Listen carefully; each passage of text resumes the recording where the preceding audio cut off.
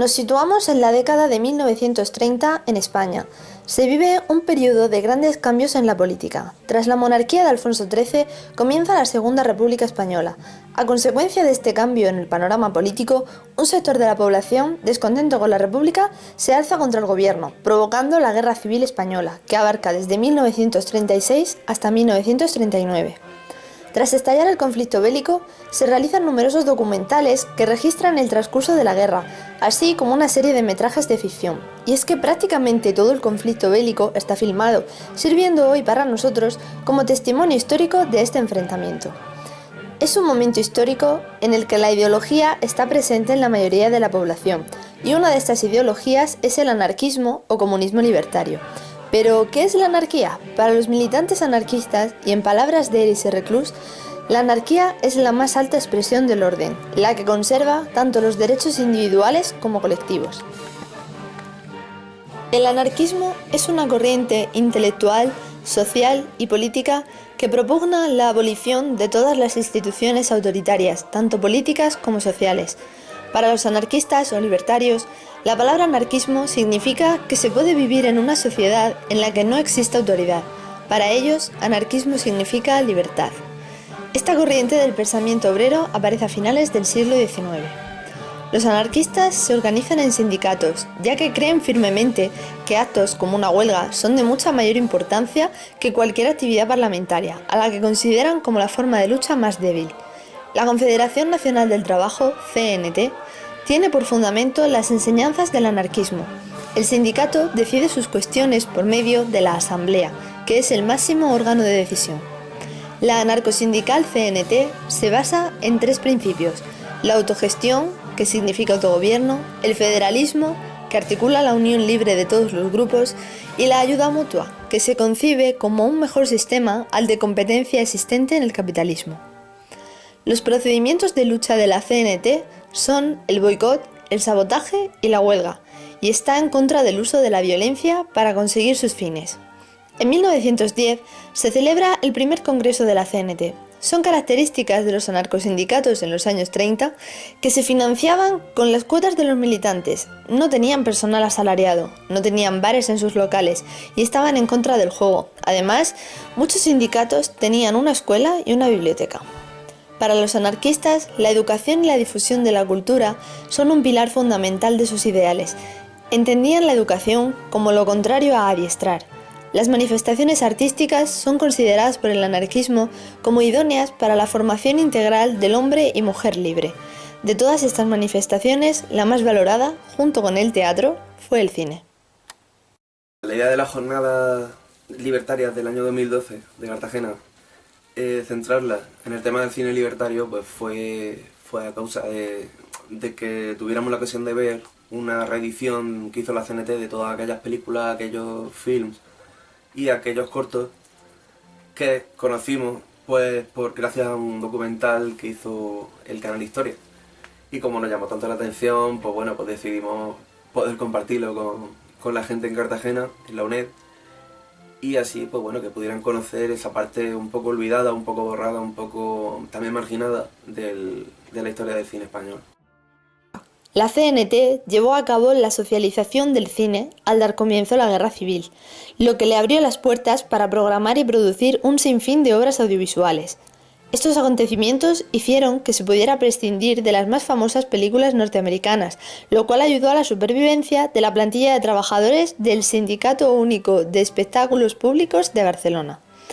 La gran cantidad de películas realizadas en 2 años y medio, concretamente 360 obras, resulta algo inaudito para la industria cinematográfica de aquellos años, donde se pone de manifiesto el valor del cine como testigo de la historia y de su influencia propagandística. En el año 1930, el Sindicato Único de Espectáculos Públicos, SUEP, poseía una amplia y significativa representación en el mundo del espectáculo, con un total de 1.500 afiliados. Ya avanzada la guerra, este sindicato fue el encargado de que los espectáculos funcionaran sin ningún problema, con el principal objetivo de que los trabajadores no perdieran sus puestos de trabajo. Tras los sucesos de mayo de 1937, los grupos anarcosindicalistas sufrieron un claro descenso de su poder e influencia en la zona republicana. Posteriormente, la temática de la exaltación revolucionaria empezó a caer en desuso y se mostró la vida y moral de la retaguardia. Este hecho lo podemos observar en obras como Así vive Cataluña o Bombas sobre el Ebro. Por su parte, en Madrid destaca el Sindicato Único de la Industria Cinematográfica y Espectáculos Públicos, SUICEP. Entre los títulos que produjo encontramos Hijos del Pueblo, Castilla Libertaria o Estampas Guerreras. Bueno, también lo que me llamó la atención fue la forma de rodarlo. El hecho de que los trabajadores, al estallar la guerra civil, no dejaran de grabar las películas que el 18 de julio estaban grabando y que siguieran grabándolas, socializando la economía, socializando la industria del cine y produciendo muchos documentales, muchas películas y muchos cortos. Pues quizás eso es lo que más me llame a mí personalmente la atención, porque quizás me demuestre que gracias al pasado podemos saber que otras formas de funcionar la economía es posible, ¿no? Y que hay muchas otras maneras.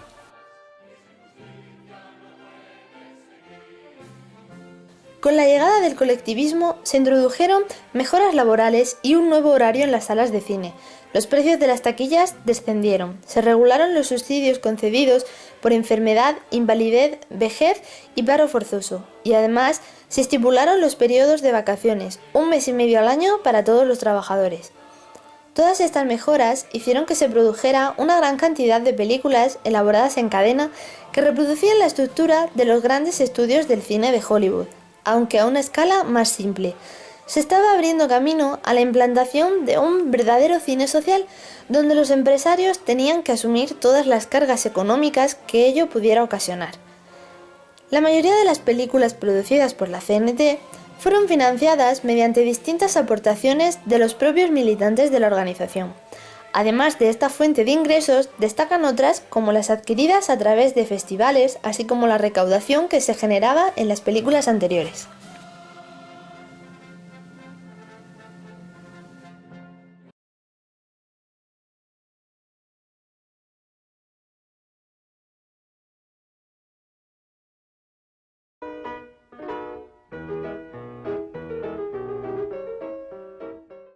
Carne de Fieras es la primera de la serie de películas producidas por organizaciones anarquistas rodada durante la Guerra Civil en 1936. Dirigida por Armand Guerra, no pudo ser estrenada en España hasta 1992 por el desnudo de la protagonista. El rodaje tuvo que verse paralizado fruto del transcurso del conflicto bélico. Se tratan muchos temas, entre ellos el amor, los celos, la desesperación por encontrar trabajo, la visión de la situación en España, el desnudo femenino y la desigualdad social. Otra de las películas de este primer año de guerra es el musical Nosotros somos así, dirigida por Valentín González. En estos años estaba teniendo mucho éxito el cine de género musical protagonizado por niños, y esta película lo muestra. Se inicia con la siguiente amonestación. Atención, mucha atención. Va a comenzar la función tragicómica. Atención, mucha atención. El tema principal de este film es la toma de conciencia de un niño rico a través del contacto con otros de una clase social inferior, planteando un cuento con moraleja para cuestionar la jerarquía de clases sociales y la mala educación que reciben los más adinerados en consonancia a sus prejuicios de clase. ¿Has pasado mucho miedo estos días? Mucho. ¿Cuántos tiros? En mi calle hasta hubo barricadas. Pasados los primeros meses de guerra, las películas se centran en reflejar el transcurso de la revolución y sus consecuencias.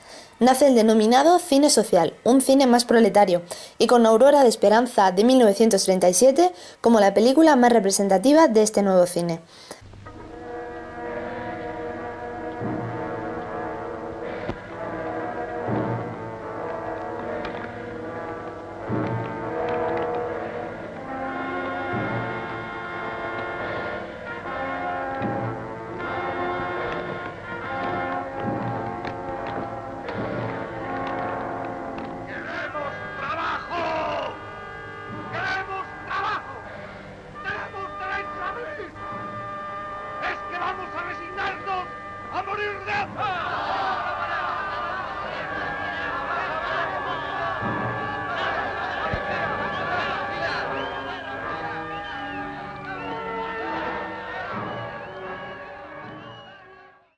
Al año siguiente se produce Barrios Bajos, que es uno de los largometrajes más ambiciosos, por ser obra representativa del cine social producido por los anarcosindicalistas. En varios momentos de la película y al final de la misma aparece el tema musical, que por su singularidad e importancia para la composición del ámbito estético e ideológico de la película, introducimos a continuación.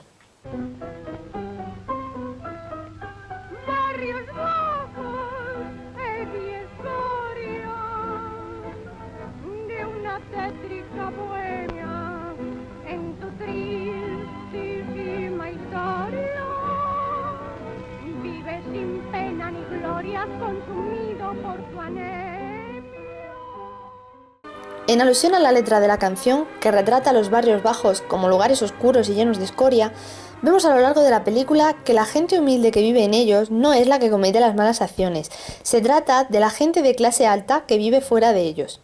En este film se habla de temas tan actuales como el tráfico de drogas o la trata de blancas, pero también se tratan otras cuestiones como el crimen pasional, el interés económico, la desesperación por tener un trabajo o la importancia de la amistad. De ese mismo año es el largometraje de ficción Nuestro culpable.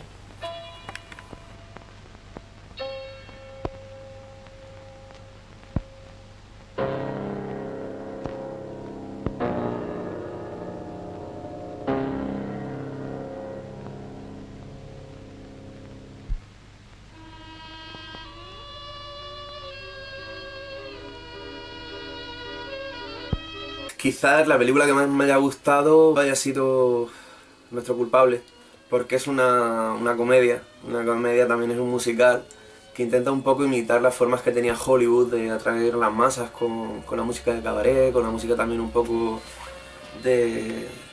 digamos, folclórica española.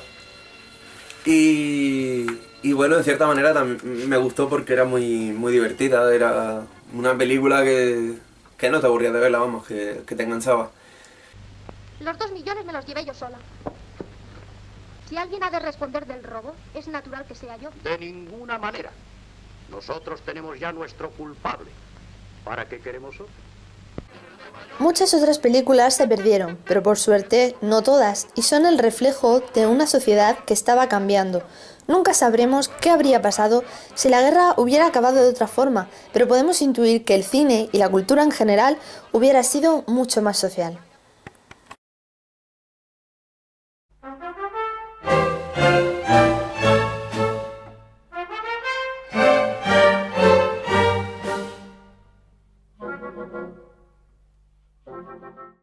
En la filmografía anarquista se encuentra un tipo de documentales confeccionados con la reutilización de materiales de otras películas.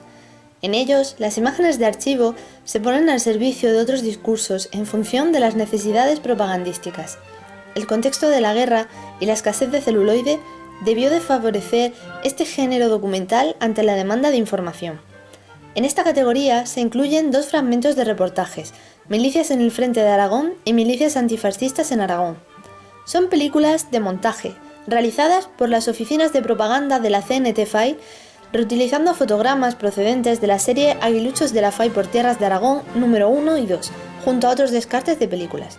El primer fragmento, Milicias en el Frente de Aragón, sintetiza el relato anarquista sobre el Frente de Zaragoza, basado en la exaltación del avance de la columna de Urruti. Y el segundo fragmento, Milicias antifascistas en Aragón, está orientada a exaltar las ofensivas de los combatientes anarquistas y trazar un perfil invencible de los milicianos que luchan en defensa de la libertad. Además de documentales encontramos reportajes. El más importante es el ya mencionado Aguiluchos de la FAI por las Tierras de Aragón. El término aguilucho se utilizaba para denominar coloquialmente a los milicianos anarquistas que trabajaban en el frente aragonés. Se divide en 4 grandes capítulos. Esta película consta de una serie de reportajes que mezclan propaganda y dramatización con cierto periodismo informativo. Con esta obra se produjo además una profunda innovación del género documental durante los años 30 en España, por lo que fue en alguna forma una pionera. Esta obra retrata los primeros momentos de la contienda y con el paso del tiempo se ha convertido en uno de los documentos audiovisuales más importantes que se conservan de la Guerra Civil Española. En Barcelona hay 2 reportajes de especial importancia: Barcelona trabaja para el Frente y reportaje del movimiento revolucionario en Barcelona. En Barcelona trabaja para el Frente se defienden los valores positivos de la revolución obrera que se vivió en esa época. Se intentó ofrecer una imagen que se correspondiera con la realidad marcada por la excelente capacidad organizativa del sindicato CNT y desechar esas teorías que consideraban el anarquismo como sinónimo de desorden e irresponsabilidad. El reportaje del movimiento revolucionario en Barcelona es una de las obras más famosas, ya que muchas de las imágenes que se filmaron son hoy día de las más reconocidas de la guerra civil. Varios fragmentos fueron difundidos a través de noticiarios y documentales extranjeros. La producción de este film corrió a cargo de la Oficina de Propaganda e Información de la CNT-FAI. Es filmado por los propios obreros que combatieron. Contribuye además a la difusión de los símbolos más significativos del anarquismo revolucionario del siglo XX. La temática abordada será en algunos casos reiterativa, donde encontramos temas como el protagonismo femenino o la acción humanitaria al atender a las víctimas. Otro reportaje es Madrid, tumba del fascio, que consta de 5 capítulos y fue coproducida por el SUEP y la Oficina de Propaganda de la CNT-FAI. El origen del nombre de este reportaje corresponde a un eslogan pronunciado en la calle en los momentos previos a que estalle la guerra civil. Encontramos también varios documentales y reportajes de propaganda. Bajo el signo libertario es el primer film de producción anarquista que narra los logros revolucionarios en la ciudad de Aragón. Es la única película que adopta la revolución como tema monográfico en el contexto rural. El último minuto y Aragón trabaja y lucha son documentos propagandísticos, donde subyace una ideología claramente anarquista. Gran parte de los elementos que aparecen representados en las obras son de ficción y tratan la situación política que estaba viviendo España antes de que estallara la guerra civil, en la cual los obreros vivían en el paro y muchos de ellos eran encarcelados. El lema "los mejores de los nuestros en la cárcel" se podía escuchar en muchas prisiones donde estaban arrestados los trabajadores anarcosindicalistas. Este cine, estos documentales que se produjeron durante aquella época, quizás no son tan conocidos debido a la gran censura que hubo durante el franquismo, obviamente. También debido a que muchas se perdieron, muchos rollos de películas se quemaron, se perdieron en bombardeos o, en fin, desaparecieron. Y debido también, pues, al tipo de cine que representaba para la época. Entonces yo creo que se quedó un poco relegado al olvido.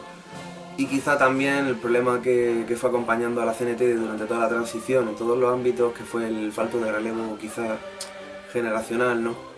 El no poder, quizás nosotros no conocíamos esas películas, ¿no? Y hubiéramos podido tener la alternativa de conocerlas si hubiera habido ese relevo generacional, ¿no? En lo que son por lo menos la cultura libertaria y en fin, todos los géneros que ella conlleva, no solo el cine, sino la literatura, la cultura, el cine, el teatro, la ciencia, la educación libertaria, racionalista, todos los ámbitos que toca el pensamiento libertario, el pensamiento anarquista.